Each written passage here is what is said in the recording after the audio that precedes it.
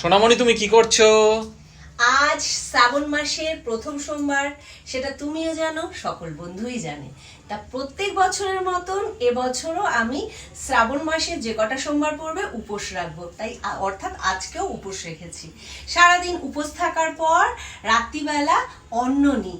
সেটা কি না, এক সেদ্ধ ভাত। আর কি এক আছে সেদ্ধ এতে? ভাতের মধ্যে রয়েছে টমেটো, কুমড়ো, পটল, আলু, কাঁচা লঙ্কা বাহ। আর অল্প একটু মুগ ডাল, আর সাথে গোবিন্দভোগ চাল দিয়ে এটাকে বানিয়েছি।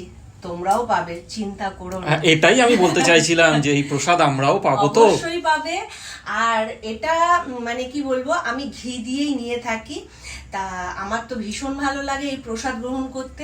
আর কারা কারা বাড়িতে এই রকম প্রসাদ শ্রাবণ মাসে সোমবার উপোস করে নাও, আমাকে কিন্তু কমেন্টে অবশ্যই জানাবে।